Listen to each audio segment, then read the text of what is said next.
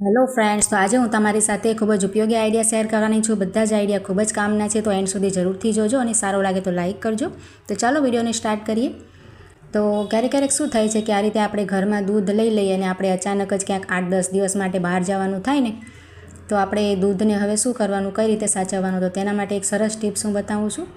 તેના માટે આપણે શું કરવાનું, આ રીતનું જો આપણે જેમાં આઈસ બરફ જમાવીએ ને તે રીતની ટ્રે લઈ લેવાની આપણે, અને તેની અંદર આપણે જેટલું પણ દૂધ હોય ને આ રીતે ફિલ કરી દેવાનું, અને તેને આપણે ફ્રીઝરમાં જે આપણે બરફ જમાવીએ છીએ ને એમાં જ આપણે રાખી દેવાનું.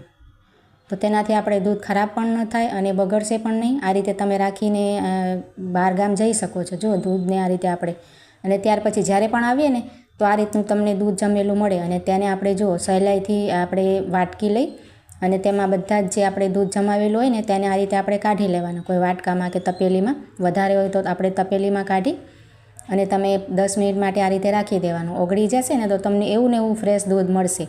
તો આવીને તરત આપણે દૂધ ના લઈ શકીએ તો આપણે દૂધ કામમાં પણ આવી જાય અને સચવાઈ જાય. બંગડીઓ પહેરીએ ને લગ્ન પ્રસંગમાં કે આપણે ઘરમાં પણ કંઈ તહેવાર હોય તો આપણે પહેરતા હોઈએ. આ રીતની ગોલ્ડન હોય કે પછી કાચની પણ હોય, ડાયમંડવાળી હોય, કોઈ પણ. તો આપણે આ રીતે બંગડી પહેરીને આપણે કામ કરવું ખૂબ જ મુશ્કેલ થઈ જાય, અને આપણે વારે ઘડીએ પહેરવાનું ને ઉતારવાનું પણ ના કરીએ. તો તેના માટે તમારી બંગડી ખરાબ ન થાય તેના માટે એક સરસ આઈડિયા બતાવું છું. જો આ રીતનું કોઈ રબડ હોય ને આપણી પાસે માથામાં નાખીએ ને, એ આપણે આ રીતે લઈ લેવાનું અને હાથમાં પહેરી લેવાનું. કોઈ પણ રબડ તમારી પાસે આ રીતના હોય ને, અને આપણી જે બધી બંગડી છે ને તે રબડમાં આપણે સરસ રીતે કવર કરી નાખવાની. તો જેના નવા લગ્ન થયા હોય ને તેમને તો ચૂડીઓ ખાસ કરીને બંગડી પહેરેલી જ હોય છે, અને કાચની પણ કોઈ પહેરે છે. તો આ રીતે જો તમારે બધા કામ પણ સરળતાથી થઈ જશે. તમારા લોટ બાંધવો હોય તો બંગડી નડે પણ નહીં, તમે પોતા પણ કરી શકો, બધા કામ પણ સરળતાથી કરી શકશો. આઈડિયા નાનો છે પણ ખૂબ જ કામનો છે. જો આ રીતે બંગડી આપણી એકદમ સેફ રહે, ખરાબ પણ ન થાય, પાણી પણ ન અડે. તો આઈડિયા જરૂરથી ટ્રાય કરજો. જો આ રીતના આપણે જે બોલપેન લખવાની હોય ને બાળકોની, તે ખાલી થાય તો ફેંકી દઈએ, પણ તેના ઢાંકણ છે ને ખૂબ જ સરસ ઉપયોગ આવે છે. પહેલાં પણ તેના સરસ ઉપયોગ બતાવ્યા છે, અને આજે ફરીથી તમને તેનો એક નવો ઉપયોગ બતાવું છું. જુઓ, આપણે છે ને આ રીતની ડબલ સાઇડ ટેપ હોય છે ને તે આપણે લઈ લેવાની, અને કાતર વડે તેનો એક પીસ આપણે કટ કરી લઈશું. જુઓ, આ રીતે કટ કરી, અને પોળી હોય છે એટલે એમાંથી જ આપણે 2 પીસ કરી લઈશું, કેમ કે આપણે 2 ઢાંકણ લીધા છે ને એટલે. આ રીતે 2 પીસ થઈ જાય ને પછી આપણે એક ઢાંકણ લઈ અને એક પીસ આપણે આ રીતે તેની પાછળની ભાગે ચોંટાડી દેવાનું. જુઓ, આ રીતે સરસ આપણે પ્રેસ કરી દેવાનું એટલે કઠણ આ રીતે ચોંટી જાય. એ જ રીતે આપણે બીજો પીસ છે ને આપણે બીજા ઢાંકણ ઉપર લગાવી દઈશું. હવે આપણો તેનો જો સ્ટીકર છે ને તે આપણે કાઢી નાખશું, અને આ રીતે કબાટ હોય કે આપણે તેજુરી જ્યાં પણ તમારે લગાવવું હોય ને તેના દરવાજામાં આ રીતે આપણે ઢાંકણને સરસ ચોંટાવી દેવાનું. જુઓ, અહીંયા મેં જે કબાટ હોય ને કપડાં રાખવાનું એના ઉપર ચોંટાવ્યું છે. બંને ઢાંકણ પાસે આ રીતે થોડીક જગ્યા મૂકી તમારી જરૂર મુજબ તમે લગાવી શકો. હવે જો આ રીતે આપણે ચેન પહેરવાના હોય તેને આપણે સરસ આમાં લગાવી શકાય. જો આ રીતે તમે તેનું ક્લિપ જેવું હોય છે ને તેમાં આપણે આ રીતે લગાવી દેવાનું, તો ખૂબ જ સરસ રીતે રહેશે. બધી વસ્તુમાં વિટાઈ પણ નહીં, અને એકદમ સરસ આઈડિયા છે. લીલા મરચાં આપણે બજારમાંથી લઈ આવીને ક્યારેક બહુ તીખા હોય તો આપણે તેને કાપીએ ને તો હાથમાં ખૂબ જ બળતરા થાય.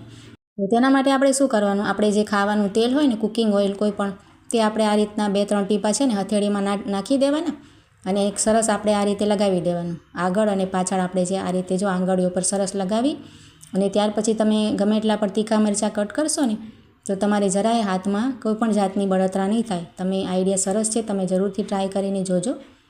જો આ રીતે.